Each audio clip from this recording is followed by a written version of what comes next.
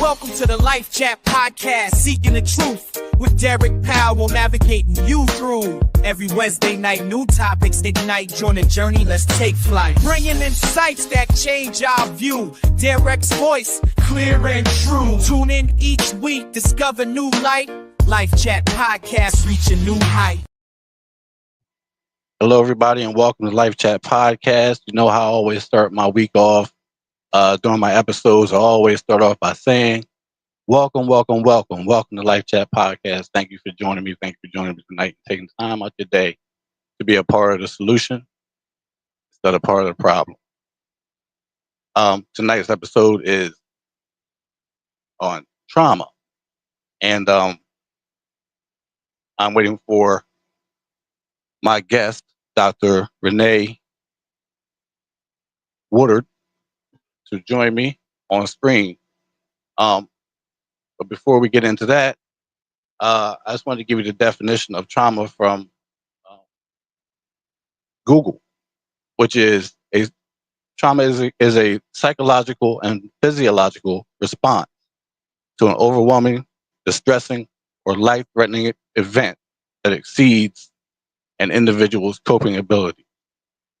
So I just wanted to get that part out there, give you a little overview of what trauma means. Sometimes we think that trauma has to be something huge and something big, a gigantic event, an enormous event. It really don't have to be, but most of the time it is.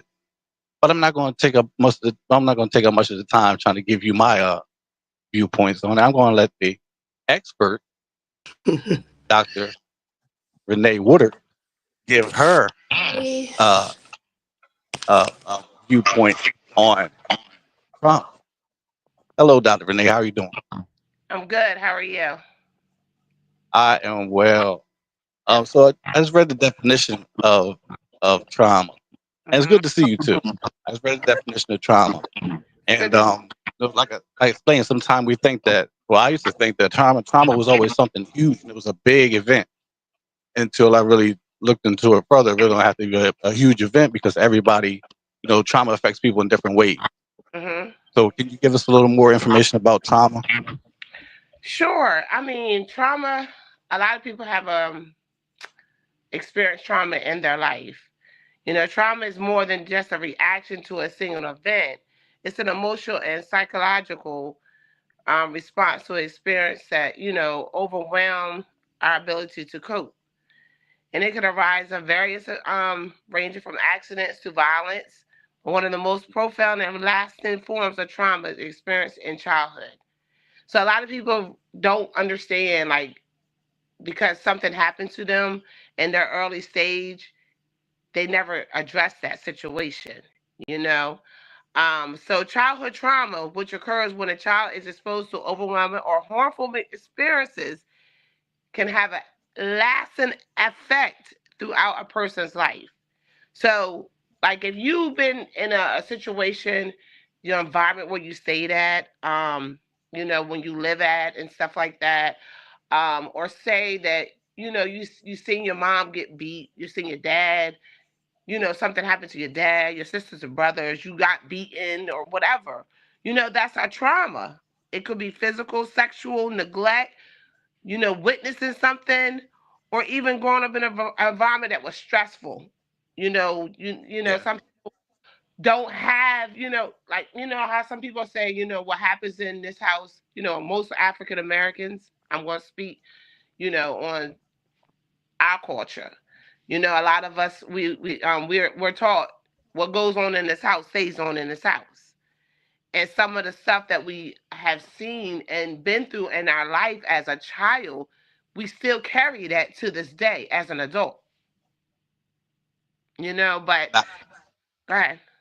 not having the ability to get, well, not so much the ability, but not feeling comfortable in sharing or getting out what's bothering you because of that whole thing in the childhood about being, don't talk about what goes on in here, Yes. outside of here. The Yeah. stigma. Um. The stigma that we all have. Go ahead. A lot of times with the stigma with the trauma, a lot of people hold I would say like for young men, Derek, maybe you can hit with that too. Sometimes a man ain't supposed to cry. You heard that, right? And so you have trauma. How you going to release it? You understand? Understood. So it's like, what do you do? I have so much stuff that I've been bottled up with. I have this going on in my life. How do I address it if you don't talk about it? And That's, then with the trauma, it leads to what?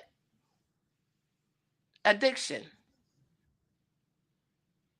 yeah, because we have to find a way. That's coping. That'd be the way of coping. And I mean, Absolutely. it don't really get rid of anything. The problem's still going to be there. Actually, it might multiply the problem. But that for that short period of time, I used to think that I was taking care of it. I'm going to say this again, because I also had to put this out there, Dr. Renee. Um, this is not our first time talking about trauma, especially on this platform. I don't know if people remember, but the very first time that my very first episode was with Dr. Renee, Yes. and it was the same topic.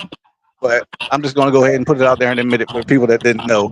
I didn't know what I was doing at all, and it didn't go too well. But we're back again to do it again. And I always talk about my biggest traumatic experience, which is losing my mother. Basically watching my mother die in front of me at home at the age of 14. And I keep mentioning this because it's something that took me a long time to get over, and something that it took me a long time to um, be able to talk about without breaking down, without crying, without getting crackly voiced and all that. After all these years, and I still haven't fully grieved over the loss of my mother. That is my biggest traumatic experience. And I used to say that that was my reason for doing what I was doing.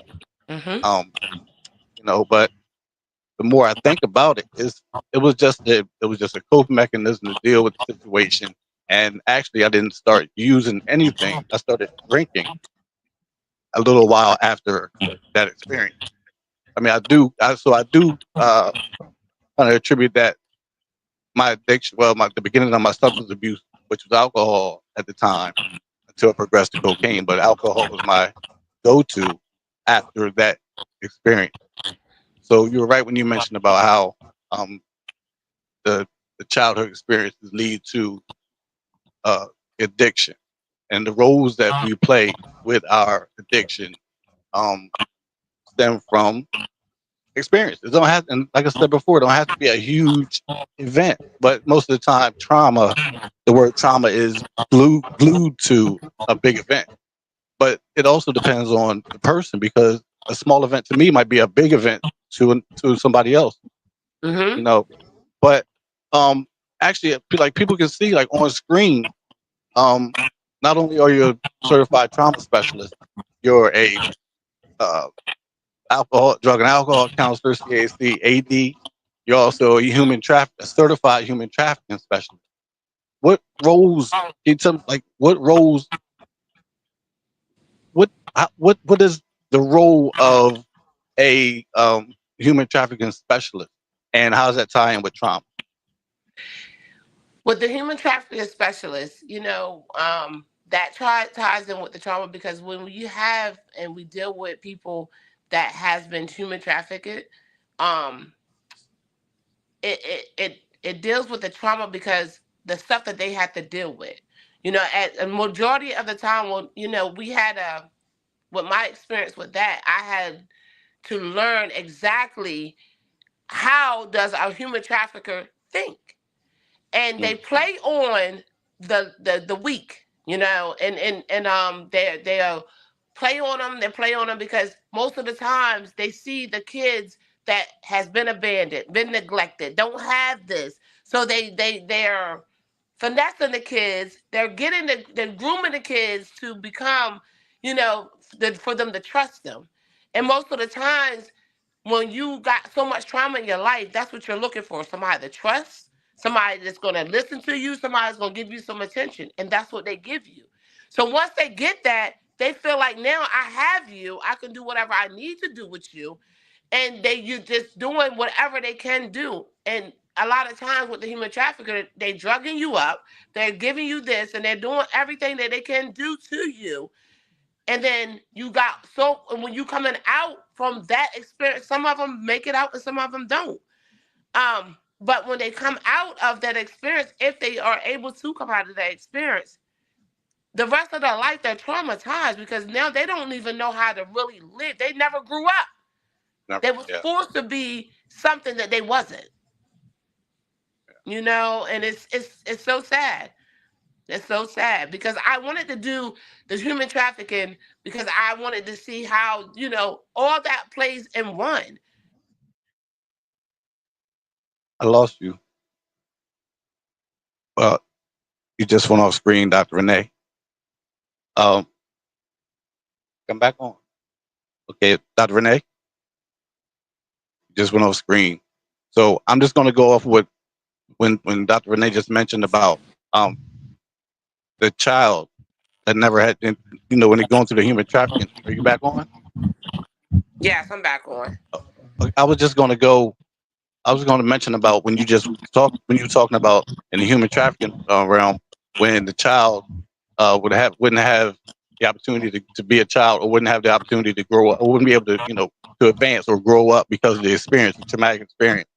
I just want to talk about how, that is, a lot of times I remember that song called Mr. Window, and that was by a group called Arrested Development, which is the definition. That's what that is. Arrested Development means you weren't fully able to develop, and that's a term in that field, because we didn't, at me personally, at going through something. I can't speak for anybody else, but going through what I went through at that age and starting drinking and getting high at an early age, I basically stopped there.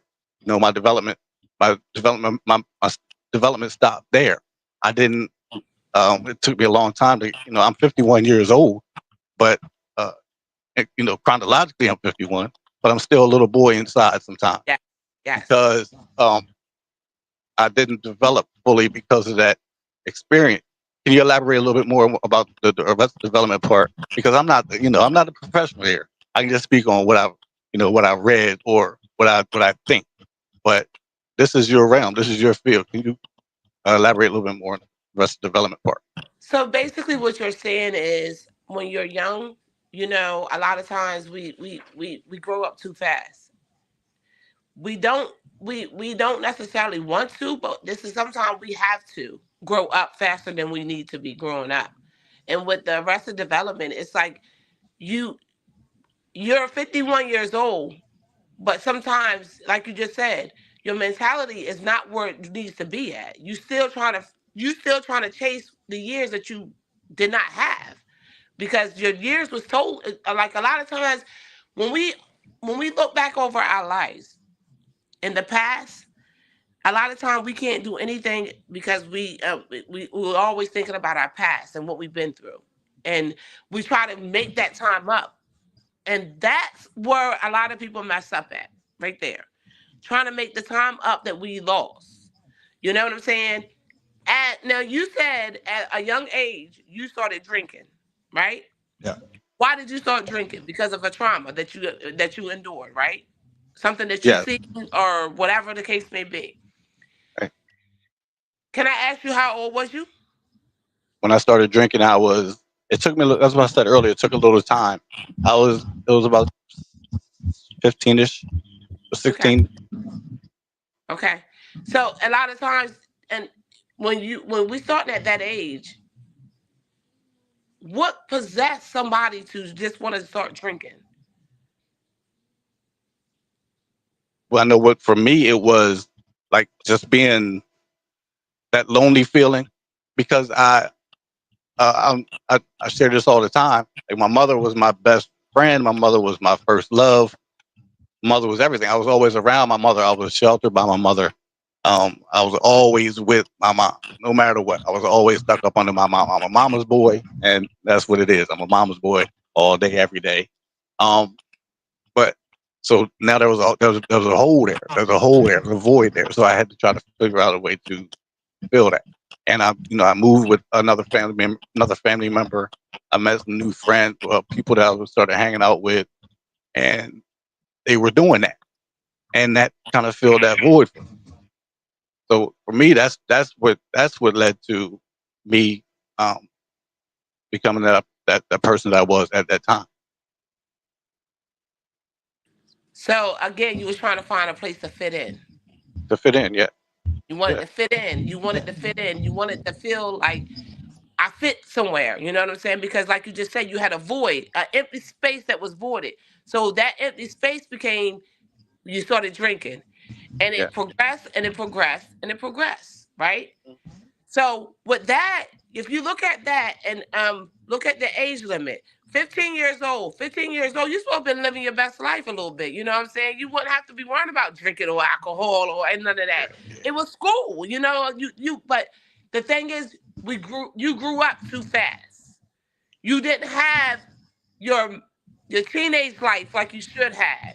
You didn't have that young adult life like you should have because you went from 15 to becoming a grown man.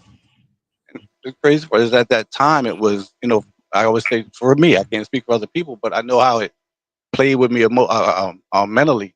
Like, it kind of took me to the point of, even though I still didn't fit in. I've always been the little weird guy. I was just a little nerdy, little weird guy, but I didn't really fit in.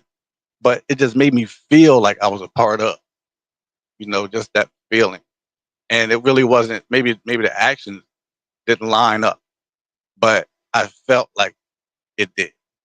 Um, but yeah, it was actually a huge relief when I was able to start talking about it and start explaining to people how this stuff made me feel. I mean, now there's nothing we can do. It's inevitable. These things are going to happen, but just being able to get some kind of understanding of um, who I was at the time and who I am now, and and how the experiences played a part in my decision making. The decision making part is also a huge key in the recovery process of trauma, traumatic experience, because trauma can play games on your decision making and really have you making some terrible decisions. And I know for me, I put myself in situations other than other than using. Incarceration was a huge part of um, my life. My last prison sentence, and I'm so thankful I haven't been back to prison since 2011. But my last prison sentence was 7.5 year sentence because I wanted to take my frustration and my anger out on um, everybody. You know, sometimes it was just a snap on people. I wasn't always like a big fighter guy, but with my mouth, you would swear I was the baddest thing moving. But yeah, the decision making part also kicked in from the trauma. So can you give us some information about like the decision making part? Why does how do we deal with that with the decision making? Is there a way to deal with the decision making part after experiencing traumatic experience? Yes, it is. I'm glad you asked me that question. So, like I tell, like now, I always tell my clients one thing, and that's one thing for certain, two things for sure.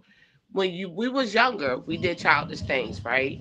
So with this trauma, it all boils into one.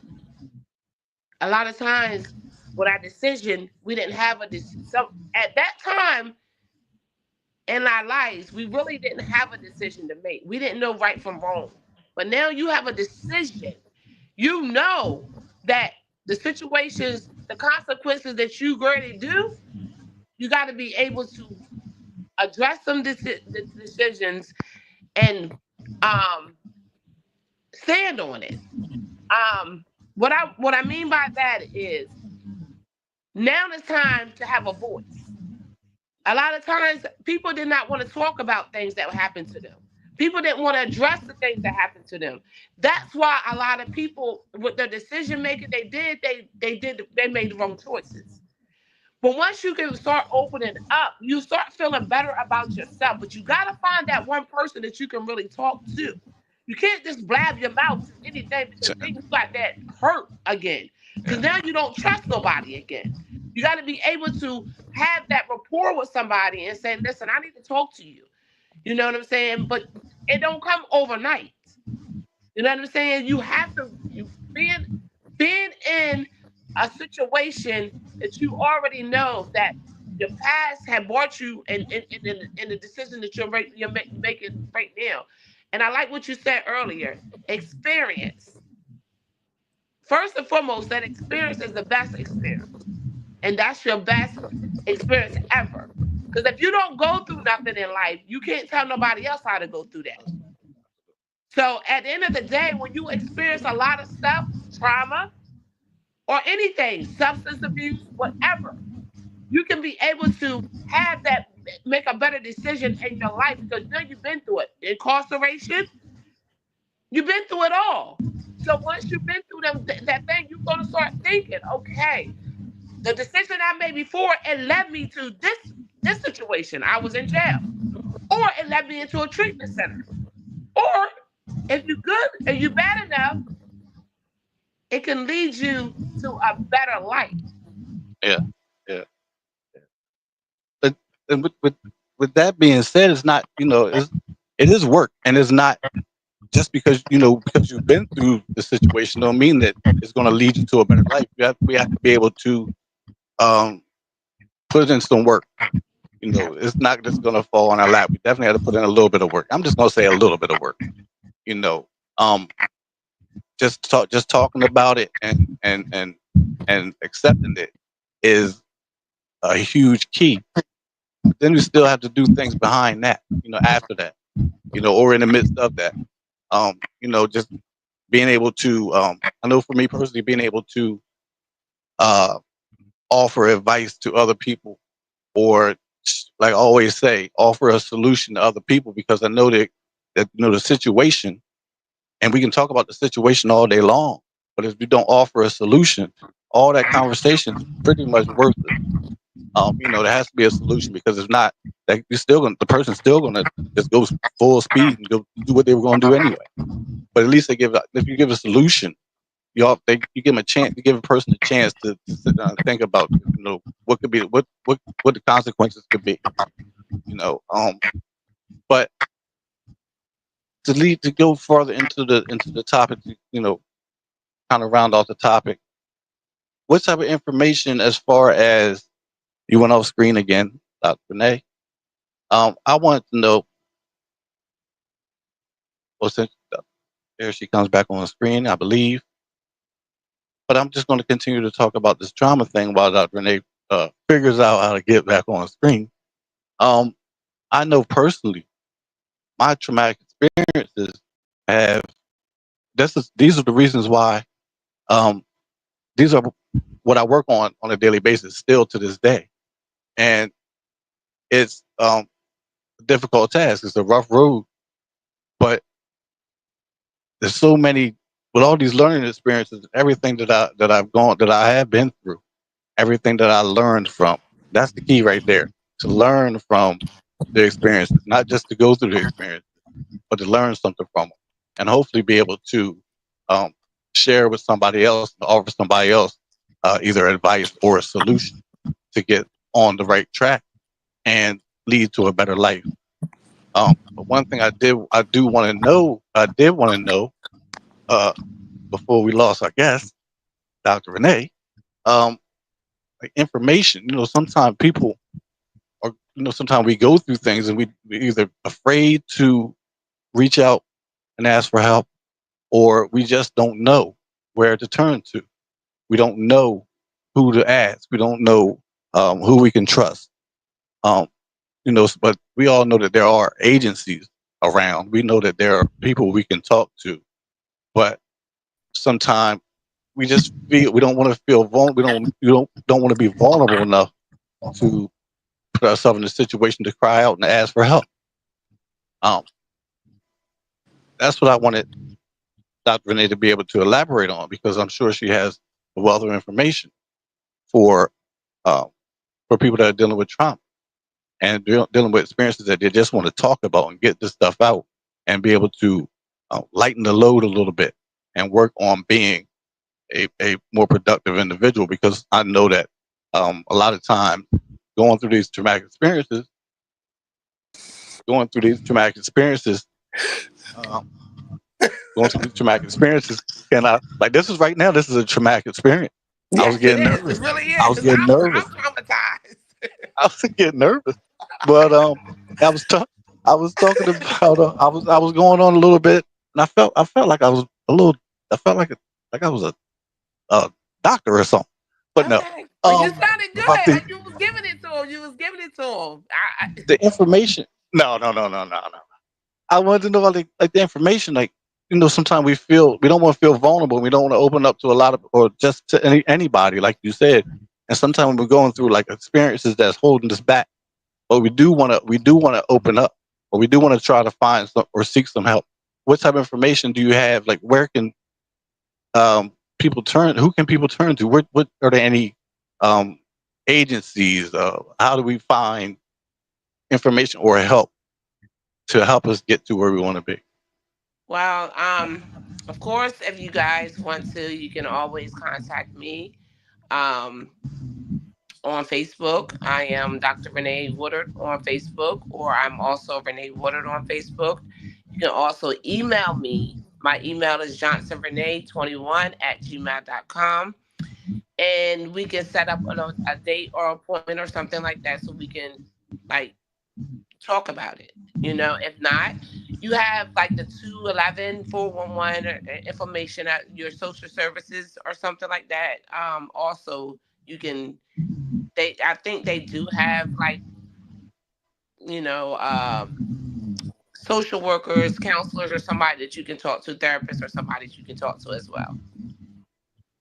All right. Also, I know that this is going to be going backwards a little bit because I didn't do this initially, which I didn't think about until I already got in it. I'm always sometimes I just shoot straight out the gate.